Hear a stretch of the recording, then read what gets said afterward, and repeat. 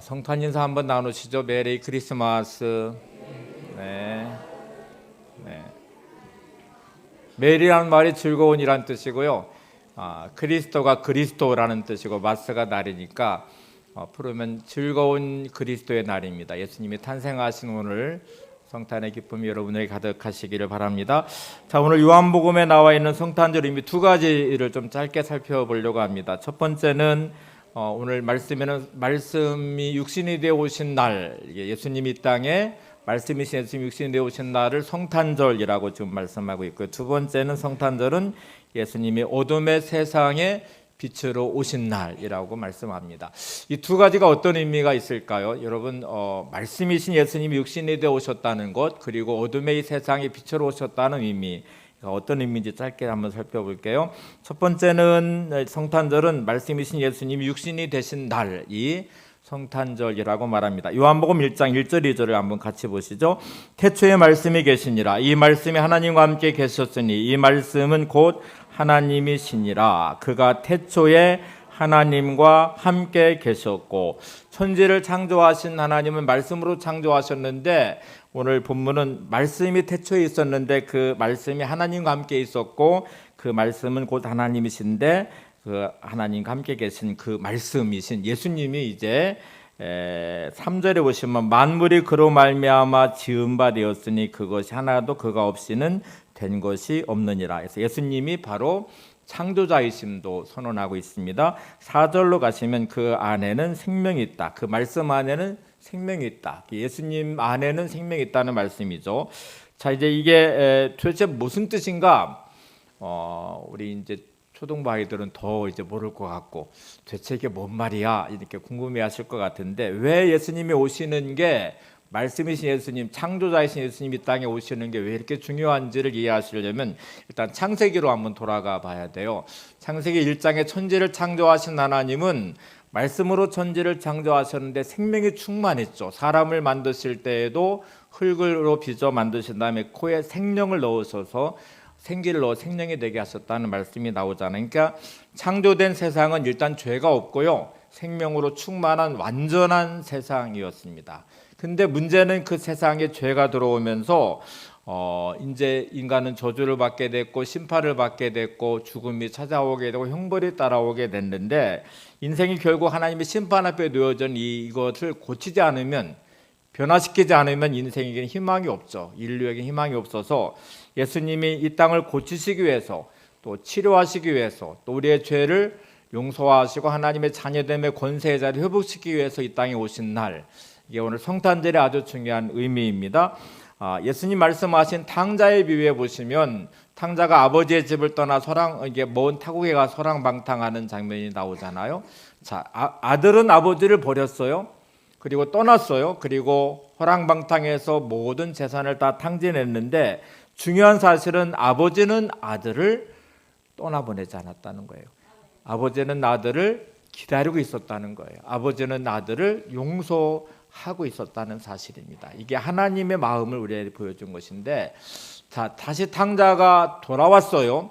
돌아온 탕자를 아버지는 외면하지 않으시고 기다리셨고, 기다리신 아버지는 아들을 받아줬습니다. 받아줄 뿐 아니라 잔치를 베풀었습니다. 그리고 그 아들을 다시 용서해서 관계 회복의 자리로 세웠습니다. 이게 지금 예수님 말씀하신 아버지의 마음이 하나님이시고 탕자가 우리들의 모습인데, 바로 오늘 이 본문의 말씀은 예수님이 우리를 찾아오셔서 우리를 만나주시고 하나님 아버지께로 돌아가는 길을 열어놓으셨거든요. 그것이 요한복음 1장 14절에 말씀이 육신이 되어 우리 가운데 거하심에 이렇게 말씀합니다.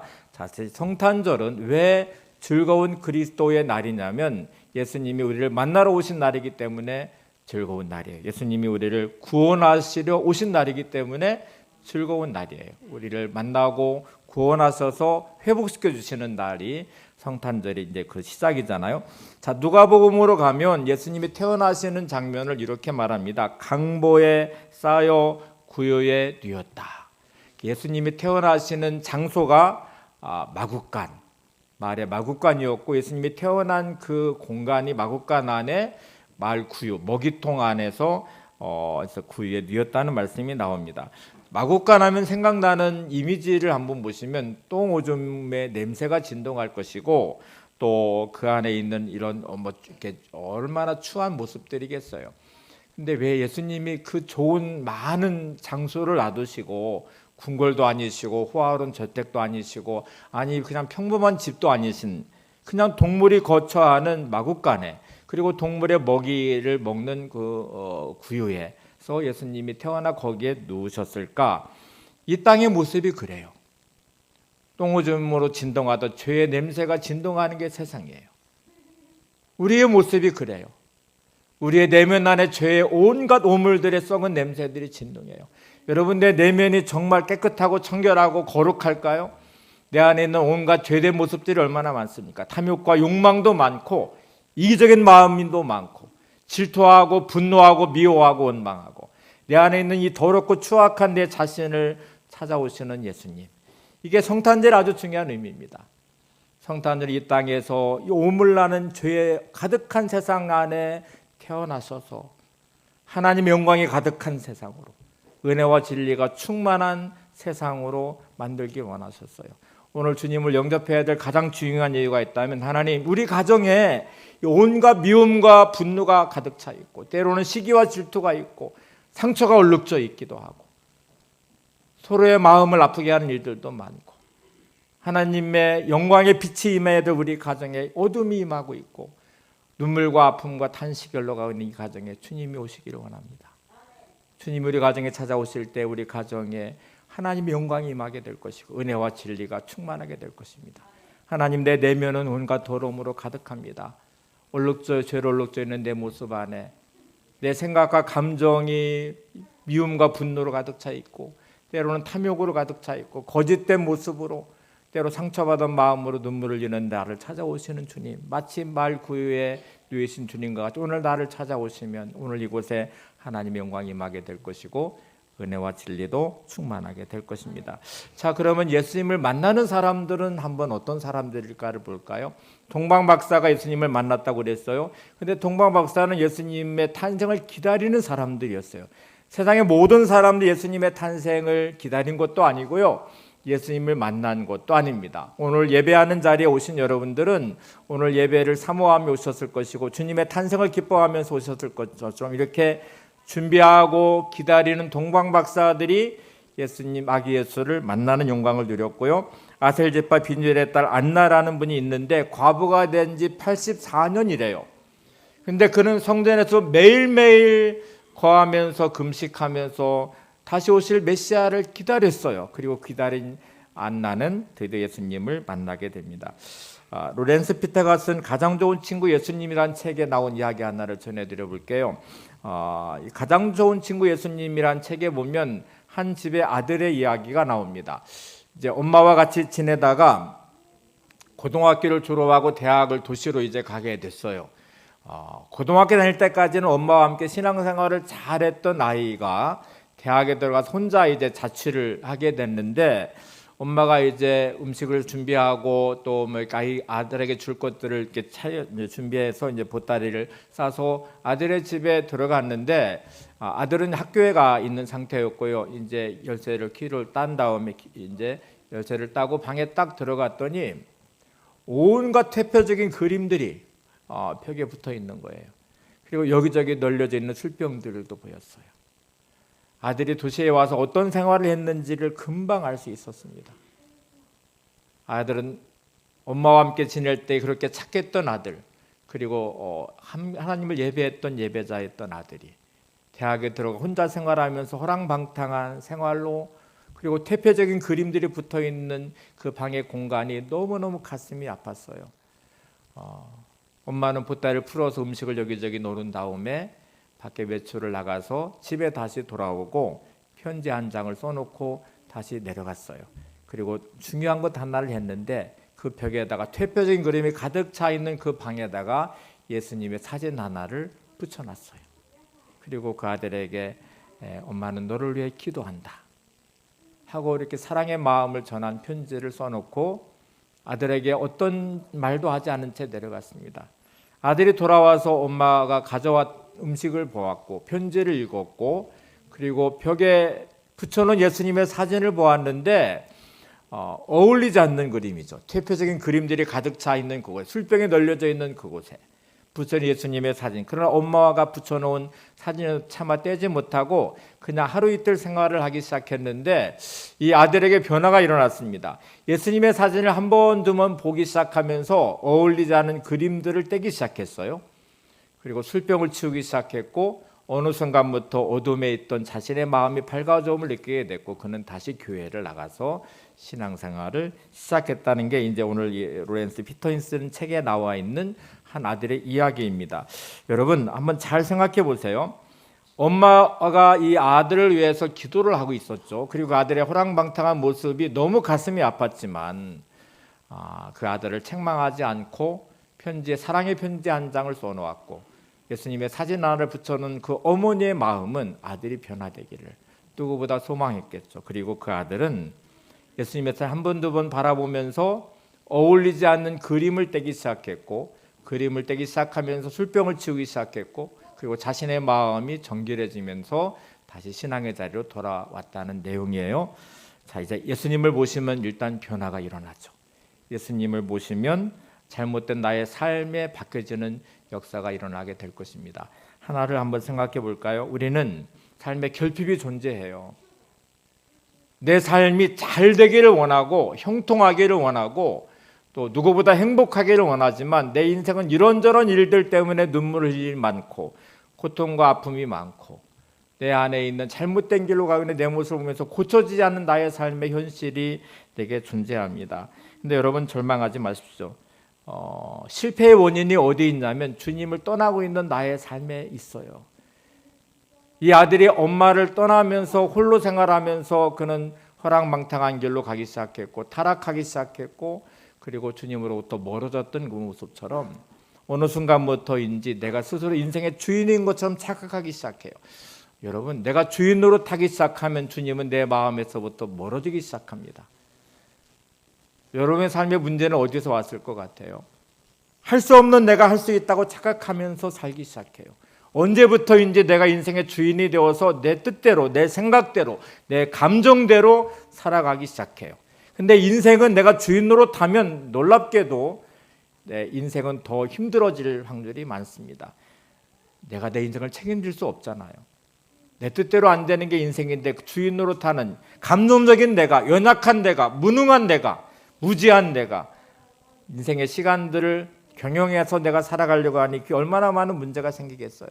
제가 어제 토요 찬양 때 간증을 하면서 이 바둑에 대한 이야기를 조금 전했어요. 바둑은 수를 읽는 것이거든요. 고수가 된다는 말은 몇 수 앞을 내다보면서 바둑알 하나를 놓느냐에 따라 결정이 됩니다. 그 수를 많이 읽을 수 있는 사람이 고수가 되는 거예요. 그리고 다 논 다음에 다시 복귀를 하는 이유는 어디서 잘못했는지를 찾아서 다음번에 실수하지 않기 위해서 하는 것이거든요. 근데 여러분은 인생의 수가 얼마나 되는 것 같아요? 내가 한 치 앞도 내다볼 수 없는 우리의 삶을 살아가면서 나는 내일의 인생의 수를 내가 가지고 있을까? 한 달 뒤의 인생의 수를 내가 가지고 있을까? 1년 뒤의 인생의 수를 가지고 있으십니까? 여러분 다 아셔요? 내일 일어날 일들에 대한 여러분 계획을 가지고 있습니까? 그 수가 완전합니까? 한 달 뒤, 1년 뒤 여러분의 인생의 수를 다 알고 계십니까? 한 치 앞도 내다볼 수 없는, 아니 수를 읽을 인생의 어떤 경우의 수들이 많이 있는데 그거를 예측할 수도 대처할 능력도 없는 내가 마치 내 인생의 주인 노릇하고 있으니 인생이 얼마나 위험한 거예요. 근데 하나님은 우리 인생의 모든 수를 다 알고 계세요. 여러분의 한 달 뒤, 1년 뒤의 인생의 모습도 알고 계세요. 어떻게 해야 완벽한 인생을 살고 있는지에 대한 인생의 수를 다 알고 계시거든요. 그래서 예수님을 모시는 게 중요해요. 오늘 나를 찾아오신 예수님을 내가 모셔서 나의 주인 자리를 내어드리면 예수님 우리 인생의 수를 다 보시면서 인생을 인도해 가실 것입니다. 그 인생은 가장 완전하고 온전한 길로 갈 거예요. 자, 이게 잘 안 되는 이유를 한번 생각해 볼래요? 아담과 하와가 하나님이 주인이었어요. 에덴 동산에선 하나님의 말씀만 작동하는, 말씀을 따라 살아가면 가장 완전한 삶이 거기에 존재했는데 사단은, 뱀은 아담과 하와를 어떻게 유혹하나요? 야, 너 하나님이 주인 노릇하는 거 그거 받아들이지 마. 너도 하나님처럼 될 수 있어. 네가 네 인생의 주인이 돼야 되지. 왜 하나님이 너의 인생의 주인이 되게? 또 선악을 알게 하는 나무 열매만 먹으면 네가 네 인생의 주인 할 수 있어. 네가 하나님처럼 될 수 있어. 그리고 결국 선악을 알게 나무 열매를 따먹고 타락하고 범죄한 게 죄잖아요. 근데 우리는 여전히 내가 내 인생의 주인이 될 수 있다고 착각하며 살아요. 이게 우리한테 문제예요. 성탄절을 보내시는 여러분, 오늘 가장 중요한 것은 예수님을 내 안에 모시고 예수님이 내 안에 주인이 되게 하시는 것입니다. 말씀이 육신이 되어 오신 것은 나를 만나시기 위해서 오신 것이고 다시 죄 문제를 해결해 주시면서 이제 이렇게 말씀하시는 거예요. 이제부터 내가 너의 주인 되기를 원해. 내가 너와 함께 동행하기를 원해. 나는 너의 인생의 수를 다 알고 있거든. 나한테 맡기면 지금 힘들고 어렵고 지금 곤경에 처한 것 같고 지금 문제가 있는 것처럼 보이지만 내 말에 따라 순종하면 너는 반드시 합력의 선을 이루게 될 거야. 너는 반드시 잘 되게 될 거야. 오늘 나를 찾아오신 주님을 영접하시는 여러분들이 되시기 바랍니다. 자, 두 번째는 어둠의 빛으로, 그것도 참 빛으로 오신 날이래요. 1장 9절을 한번 보실래요? 요한복음 1장 9절. 참빛 곧 세상에 와서 각 사람에게 비추는 빛이 있었나니. 자, 어둠의 세상에 예수님은 빛으로 오셨대요. 세상에 여러 가지 빛이 존재하는데 그 빛 중에 참빛이 예수님이라고 말하는데 이거는 뭐를 전제로 하고 있냐면 어둠을 일단 전제로 하고 있는 말씀이에요. 세상은 어둠이래요. 저와 여러분은 어둠에 묶여있는 상태라는 말이기도 해요. 주님을 영접하기 전까지는 주님께 주인자를 내어서 순종하는 자리로 가기까지는 내 안에 어둠이 존재한다는 말입니다. 어둠이 있다는 말을 한번 생각해 보실래요? 어둠이 있다는 말은 일단 길이 보이지 않아요. 칠흑 같은 어둠, 요즘 완벽한 어둠은 존재하지 않죠. 별빛도 있고 달빛도 있고 요즘에는 뭐 이렇게 조명의 불빛들이 밤을 밝히고 있어서 이 어둠의 의미를 잘 이해를 못하는. 제가 어릴 때 전기가 들어오지 않는 짧은 기간을 보냈던 기억이 나는데요. 진짜 칠흑 같은 어둠이라는 거를 이런 것이구나 하는 경험을 한번 해본 적도 있어요. 근데 여러분, 어둠이 존재하는 내 인생에는 길이 보이지 않으니 여러분의 앞에 인생의 길이 보이지 않아요. 어떻게 해야 될지도 모르겠어요. 목적도 모르겠고 방향도 모르겠고 어떻게 해야 될지도 모르겠어요. 근데 우리의 인생의 어둠 속에 주님은 참 빛으로 찾아오셨대요. 빛을 받아들이면 어둠은 물러가게 되고 어둠이 물러가면 밝게 보이게 될 것이고 그 빛 대신 주님이 나의 인생을 인도하시는 그 길은 광명한 길이 될 것입니다. 근데 어둠을 사랑하는 사람들이 존재한다는 것 아십니까? 빛이 왔지만 그 빛을 받아들이지 않는 사람들이 있었어요. 여전히 어둠에 묶여있는 세상의 모습이죠. 헤롯 왕을 비롯한 이 어둠의 권세자들은 예수님의 오심을 환영하지 않았습니다. 오히려 예수님을 죽이려 하는 사람들이 존재했고 예수님의 십자가 못 박는 무리들까지 나오게 되잖아요. 여러분, 동방박사 예수님을 찾는 것은 경배하려고 찾지만 헤롯 왕 예수님을 찾는 것은 빛으로 오신 예수님을 죽여서 계속 어둠에 머물러 있고 싶어하기 때문에 그런 것이잖아요.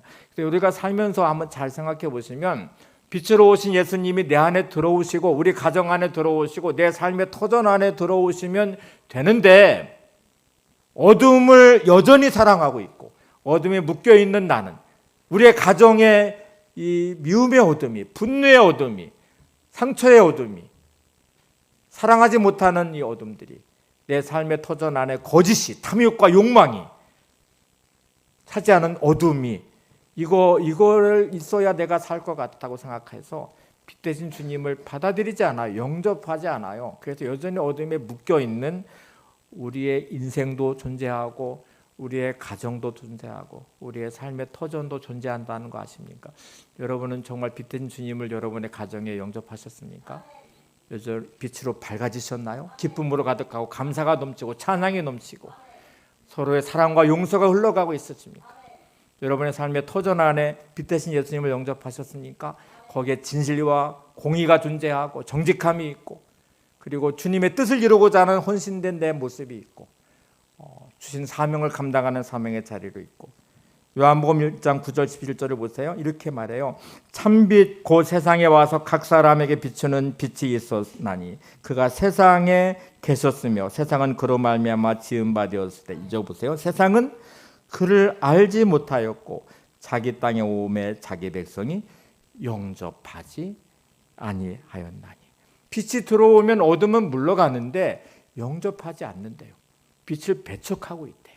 어둠을 여전히 사랑하고 있대요. 많은 사람들이 여전히 어둠을 사랑하고 있어요. 그 안에 탐욕과 욕망의 어둠이, 죄의 어둠이, 거짓의 어둠이, 미움과 분노의 어둠이 자리 잡고 있는데 아주 악착같이 그냥 거부하고 있어요. 용서의 길로, 사랑의 길로, 정직과 헌신의 길로 가지 않으려고 하는 몸부림치는 우리들이 너무 많아요. 근데 여러분, 영접하면 어떤 일이 일어날까요? 요한복음 1장 12절을 보시면 이렇게 말씀해요. 영접하는 자 곧 그 이름을 믿는 자들에게는 하나님의 자녀가 되는 권세를 주셨으니. 자, 그 빛을 내가 받아들이고 영접하면 변화라는 것이 일어나게 됩니다. 첫 번째 변화는 신분이 달라진대요. 하나님의 자녀가 되는 권세가 주어진다고 합니다. 하나님의 자녀가 되면 운명이 달라지는 것이죠. 저주 아래 놓였던 우리가 하나님의 자녀됨의 권세의 자리에 서게 되고 하늘을 기업을 이어받을 자가 되고 천국을 소유하는 자가 될 것입니다. 운명이 바뀌고 변화되는 축복의 날이 오늘 성탄절입니다. 오늘 여러분 생명의 빛으로 오신 예수님을 영접하심으로 여러분의 생명이 약동하는 인생과 가정이 되시기를 바랍니다. 슬픔 가운데 있는 여러분의 인생의 어둠이 빛 대신 주님을 받아들이면서 감사와 기쁨이 넘치는 귀한 은혜가 여러분 안에 있기를 바랍니다. 오늘 광명한 새날이 다가오는 나의 삶의 자리에, 화초가 피어지는 영광의 삶의 자리에 오늘 성탄절을 맞이해서 여러분 안에 가득하기를 바랍니다. 우리 찬송 한 장 부르고 기도하겠습니다. 550장을 한번 펴보시겠어요? 가사를 한번 읽겠습니다. 550장. 시온의 영광이 빛나는 아침, 어둡던 이 땅이 밝아오네. 그 다음에 뭐라고 했냐면 슬픔과 애통이 기쁨이 되니 시온의 영광이 비춰오네. 시온의 영광이 빛나는 아침, 메었던 종들이 돌아오네. 오래전 선지자 꿈꾸던 복을 만민이 다 같이 누리겠네. 3절 보세요. 보아라, 광야에 화초가 피고 말랐던 시냇물이 흘러오네. 이 산과 저 산이 마주쳐 올려 주 예수 은총을 찬송하네. 4절. 땅들아 바다야 많은 섬들아 찬양을 주님께 드리어라. 싸움과 죄악이 가득한 땅에 찬송이 하늘에 사무치네. 오늘 말씀 육신에 오신 예수님의 이 생명이 여러분 안에 가득하시기를 바랍니다. 어둠의 내 인생과 우리 가정의 내 삶의 타전에 빛으로 오신 예수님을 통해서 광야같이 메말른 곳에 화초가 피는, 그리고 슬픔과 애통이 기쁨이 되는 놀라운 변화가 있기를 바랍니다. 함께 찬송하고 기도하겠습니다.